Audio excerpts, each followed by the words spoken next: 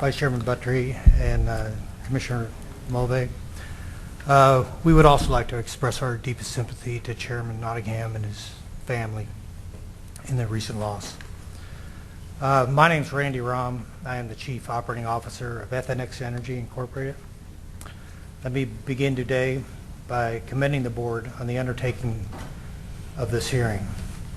Our nation's economy is dependent on many factors of production upon which success and growth, stability of the nation is based and concerned. The most important of these factors is the regular and dependable supply of all forms of energy. I have submitted written comments into the record and will refrain from repeating them verbatim in this instance. I do, however, want to touch on a few issues to highlight them and focus the board's attention. The use of ethanol is growing.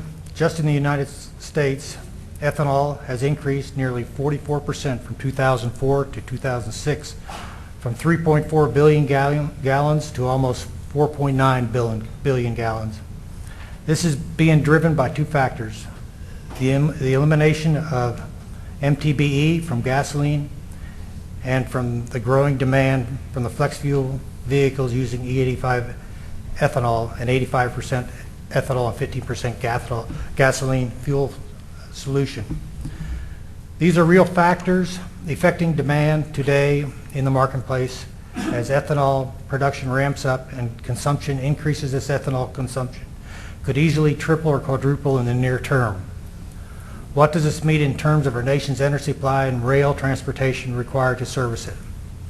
Well, this is a twofold question. First, what else is happening in the energy sector to make demands on the railroad industry? Second, what are the bottlenecks inhibiting the efficient movement of ethanol by rail today, and what will they be in the future?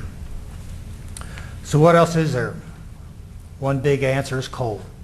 The AAR reports that coal comprises nearly 44% of the traffic moved by the railroads. And this figure, due to numerous factors, will grow in the coming years as demand for electricity increases and other fuel sources such as natural gas and oil are becoming increasingly less cost competitive for electric generation. For example, between 1990 and 2005, coal consumption increased nearly 25%. The railroads responded to this challenge by increasing capacity in the Powder River Basin. At the same time as this tremendous growth in the coal sector, there has been a sizable growth in the ethanol industry. There are 125 facilities currently producing ethanol in the United States with nearly 6 billion gallons total annual capacity. The industry is spread out across more than 20 states, with more facilities coming online every year. In fact, nearly 80 facilities are currently under construction, and when these facilities come online within the next 2 years, the industry will have grown nearly 44%. This means that the industry output will stand at nearly 8.5 billion gallons in 2009, up from 3.4 billion gallons in 2004. Railroads moved nearly 7.2 million tons of ethanol in 2006. Currently, ethanol comprises just 1% of the railroad traffic. But if volume increases in the magnitude that is predicted by the EIA and industry professionals, ethanol could become one of railroad's top 5 commodities in the next 5 to 10 years. With this in view, it is vital that everyone involved in the production of ethanol, the feedstock suppliers, co-product consumers, blending terminals, and the railroads, lay the best plans for the future of the industry. Current and future bottlenecks. Feedstock suppliers have worked hard in recent years to adapt to unit train movements.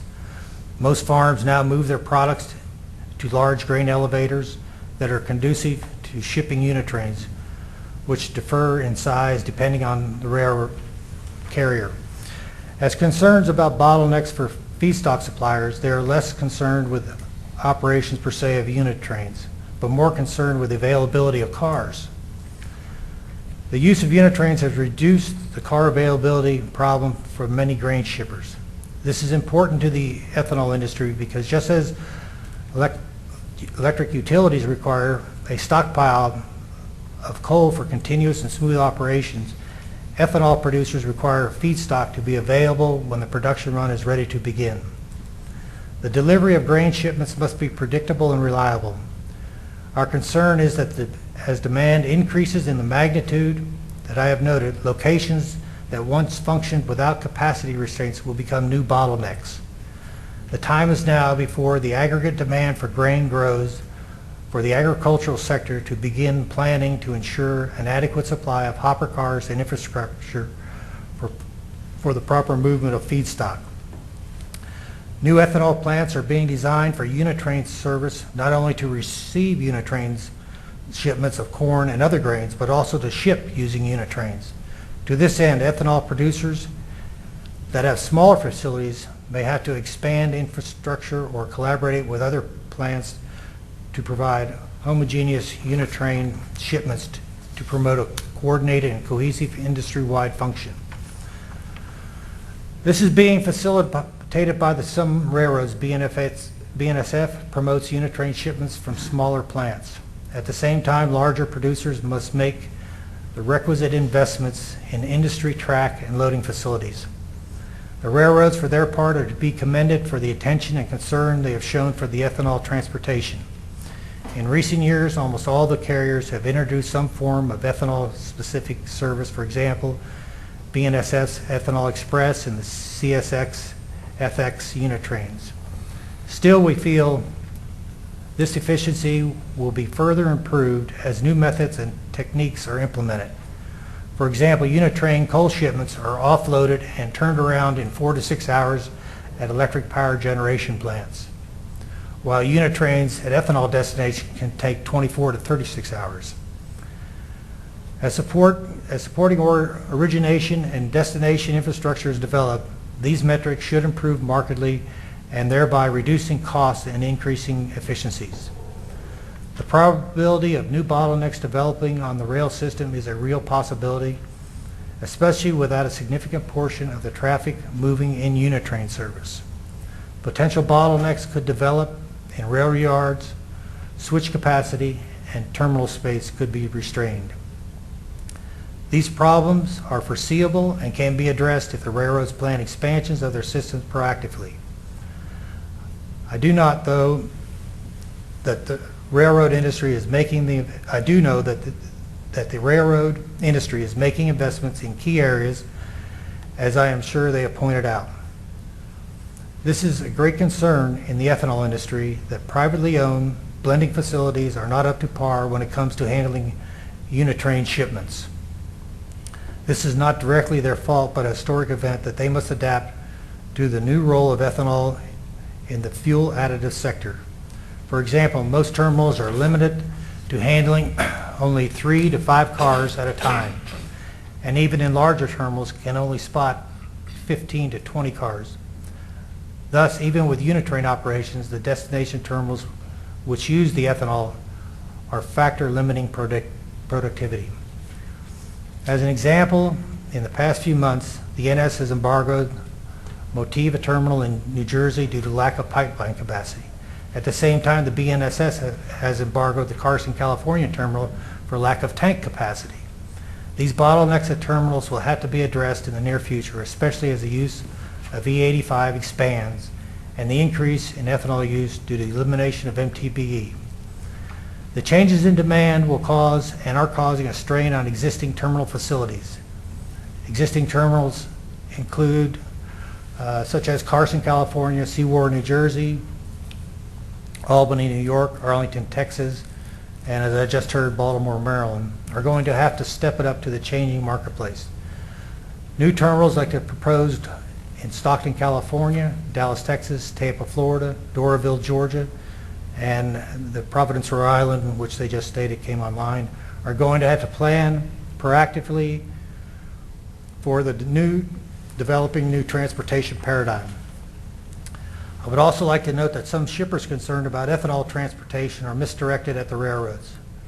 For example, in the July 17, 2007 issue of Progressive Rail Daily News, the president of Iowa Northern Railroad, Dan Savin, states, and I quote, "Most of the blenders were designed to receive commodities by pipeline or water vessel, and most of them are landlocked," he says. "Until receivers of ethanol can handle large blocks of cars or full unit trains, The single car moves will have the effect of choking the rail system. If Congress would provide incentives for railroads, including short lines and regionals, to build rail-to-truck terminals in consumption regions, tremendous efficiencies will result and the flow of product will improve dramatically.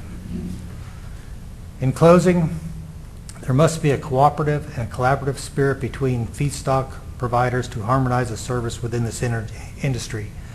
Ethanol producers must build facilities with unit train capabilities that are efficient and can respond to the efficient railroad transportation requirements.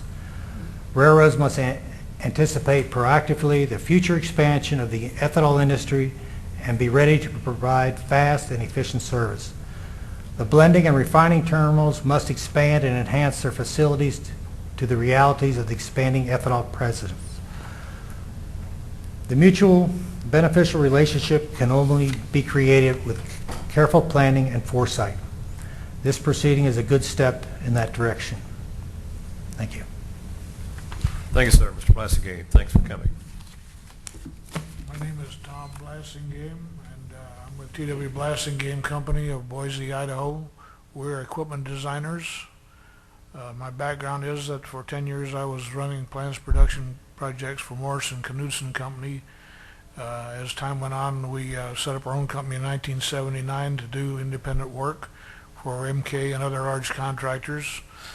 Our work was developing concrete lift drawings for power plants. We did special equipment design for those people. And over the years, we did locomotive drawings for their Boise and Australian operations. So we gained a background in locomotive construction and design in those years. The reason I'm here today is to introduce you to the 800-pound gorilla in the room. And that gorilla is the fact that the total transportation of coal in this country, the production of coal and the distribution of coal is totally dependent on diesel fuel. As you know, this country has no borders that are protected. No one is controlling anyone that wants to come in here. Anyone that doesn't like the way this country operates can shut it down in less than a week's time by destroying the petroleum industry in this country, which requires crude oil from foreign and domestic sources.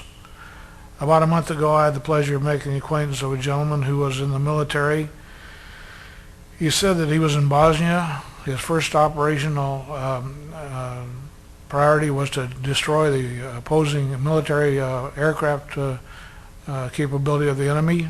The second priority was to destroy the petroleum refining capability of that country.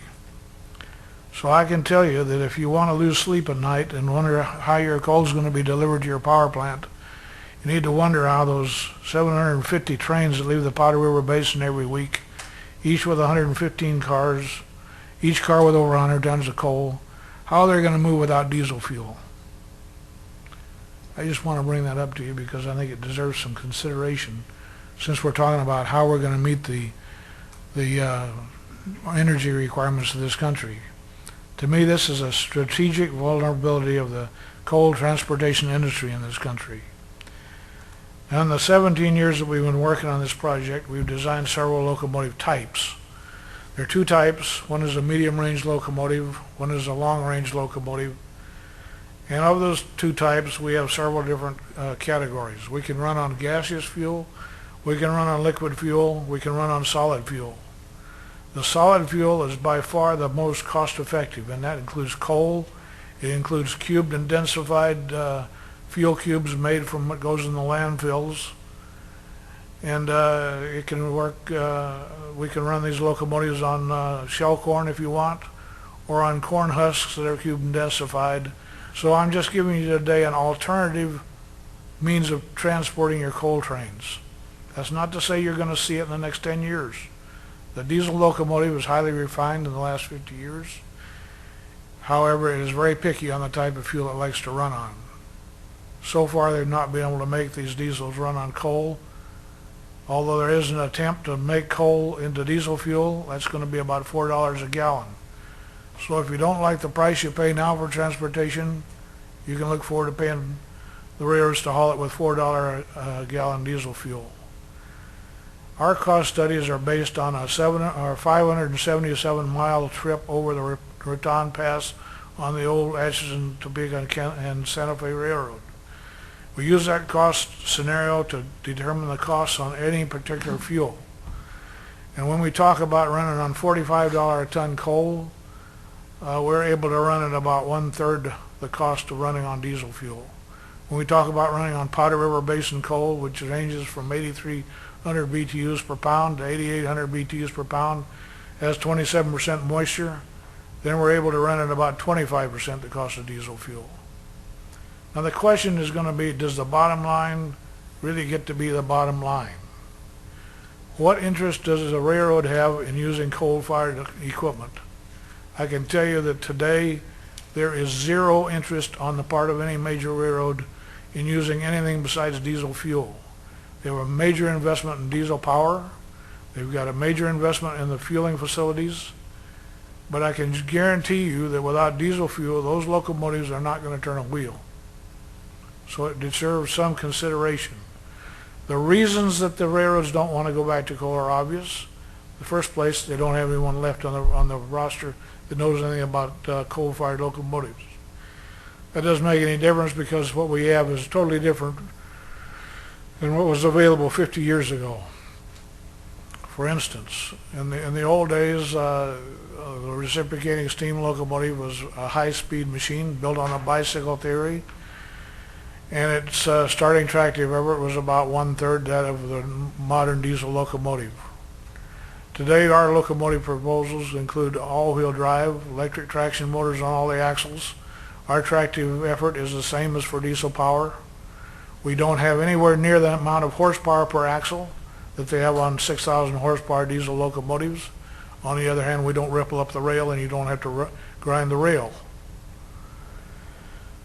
There are some other aspects of our power that are different than they were 50 years ago. One is that when the railroads fueled these locomotives in the old days, they used overhead fueling facilities, dumped the coal in the top of the tender.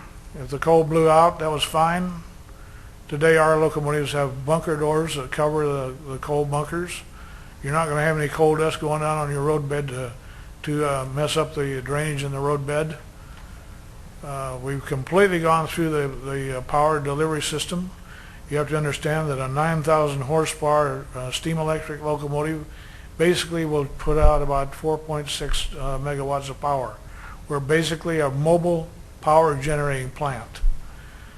And so these locomotives can be run in multiple with a diesel electric consist. If you've got a diesel locomotive that you want to run with it, that's possible. The computer controls on a modern diesel locomotive can tell you anything you want to know about the maintenance of that locomotive. The same technology that's used there can be used on these same locomotives. I can tell you that in the 17 years we've been involved in this process, in this project, we've learned a terrific amount of information about how to burn coal cleanly and efficiently. One of the things we learned was that we could take steam and split it into oxygen and hydrogen. We could feed that into the firebox to make sure that we could burn anything in the firebox that would burn. Anything that would not burn would go through the boiler and come out the other end where we have an ionic scrubber to take everything out that doesn't burn. So these are clean, green machines. Today we brought a few of our little green brochures. I hope that all of you will take one of those. We also brought some color renderings of some of the locomotives. Since I've screwed up your lunch hour, I suggest you might want to invest another 5 minutes after I'm done with this presentation to take a look at these locomotives. I guarantee you that they probably won't scare you to death. They look a lot like a diesel electric locomotive. We even have a little air horn on front to make everybody proud of us. We also have a steam whistle on top to make you think we know what we're doing. And I just want to encourage you to think outside the box and remember that for 150 years in this country, the coal-fired locomotive did everything we asked it to do. It burned the lousiest fuel we could give it, and it did a good job. Unfortunately, technology overran it. But we're here to see that that same thing happens again. So I'd like to invite you to take a look at this little brochure and these color pictures that we brought with us. And if you have any questions, I'd like to answer them at this time. Commissioner. Let me start with Mr. Rahm. I understand that you've been involved in this coal dust suppression issue, and you were recently on a committee. Could you summarize what you found on that? Yeah, I'll give you a little bit of my background. I worked in the Powder River Basin for 10 years for Amex Coal at the Bel Air and Eagle Butte mine. And most recently, I was the Director of Fuels for Westar Energy, which we had over 2,000 rail cars and handled about 13.5 million tons annually from the Powder River Basin. And I was the chairman of the spraying committee for the coal dust investigation that the BNSF and the NCTA had begun. It was probably in the fall of 2005, and they set up a spraying committee and a grooming committee and then a rail car maintenance committee that looked at this rail car structure of the rail cars. And we came about, and the BNSF had started these tests back in 2004 and prior to the 2005. And even on the trip that we went on with the Matt Rose had talked about the rail dust issues and maintenance, additional maintenance on the tracks, and those tests were ongoing at that time. So the BNSF had hired several consulting firms to take data, measure trains. They put diapers on the bottom of trains, and they had an extensive amount of data that they collected throughout this several years of testing that they had done, and they presented it to the NCTA for their findings. And it was pretty evident that there was coal coming out of the cars due to gaps. There was coal coming off, a significant amount of coal coming off the cars. They initiated the grooming, which had a very good impact on reducing the dust, but it didn't get all of it. You know, the railroads are looking for a 95% containment. And from the tests they did with the encrusting agents, the only thing that got them to that point was the spraying this encrusting agent in a test were between 10 and 15 gallons per car. And I read some of the recent articles and where they mentioned a 10 cents to 30 cents per ton, and it was never mentioned in any of the meetings that I attended, a price per ton. It was always mentioned dollars per car because it was easier to calculate. And they achieved their 95% consistently on temporary systems. When I worked for Amex, I was also involved with our coal drying facility at the Bel Air mine for a number of years. And we used a car topper on the dried coal because it was so light and fluffy that, you know, we lose 5 or 10 tons per car going down the railroad. And so we always treated it with a topper. And a company had also done, for a utility in Texas, they had done some car topping with them, but they put a 2-inch crust on top of the rail car, and they did that for several years out of the Bel Air and Eagle Butte mines. And that worked real well. It basically kept the coal in the car as dusty as it was when it was loaded. So they had, when they turned the car over, this encrusting agent slid off, and the coal was basically in the same state as it was when it was loaded, which is a benefit to the utility. What we see in the ballast, what proved in the ballast, and one of the things about the Powder River Basin is when they undercut the ballast, they're taking the ballast, as I see it from the pictures, just to the bottom of the tie. So you have all this coal dust that's embedded in there, and when they go through and they're shaking and cutting, that coal dust is still filtering down in on top of the sub base, filling up the sub ballast, and then on top of the structural fill that they put in. Now, unless that fill was brought in from someplace other than Wyoming, it probably has a high content of bentonite, and bentonite, as you know, expands when water hits it.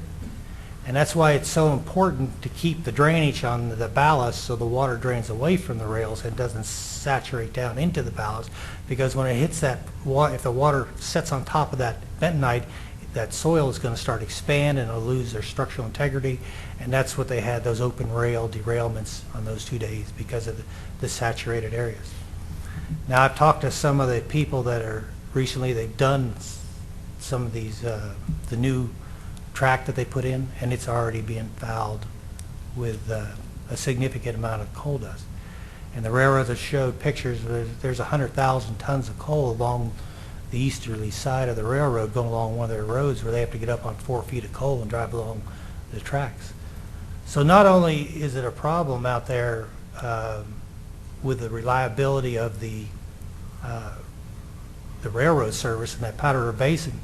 That Powder River Basin, is, some of my former colleagues have stated, it's the busiest corridor in the world as far as railroad traffic. And it's also very fragile. When that May 15th derailment happened, there was 300 parked rail cars from here, trains from here to Memphis. It just obliterated.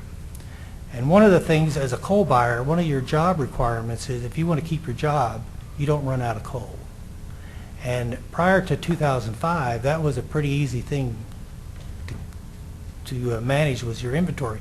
You never saw the chief executive officer come by your office and talk to you and ask you almost on a daily basis what's your coal status, having to produce daily charts when you did them on a monthly basis, where's your coal inventories. And as you stated, and you asked about the inventories, you're correct. I'd watched these inventory across the United States for PRB coal that sampled different utilities, and that was a 30 or 40 day inventories on a national average, and they gradually started going down. Why? Because they looked at the cost of carrying and the efficiencies of the railroad at that time. They were delivering their inventories in the time frame, so the utilities made the conscious decision to start dropping the inventories. When they dropped the inventories, and then they got caught. Now they're caught at the 30 days or 40 days, when previous times they were up to 60 and 90 days because they had the reliability and they didn't want to carry it. Now they got that down, and when that happened in May, the inventories were low and service went to pot for 6 or 8 months because of all the track work and the cleaning that was going on. So in order to take the focus off that, the only way you could do for increased cycle times was add sets. And at that time, the rail car manufacturers, they were out a year building coal cars. You couldn't get any sets. There was no sets available for that year period. Now, from what I hear, and I've been out of it a little bit, is that the sets are now being parked. Service has improved somewhat, but you don't have that glut of sets causing additional congestion.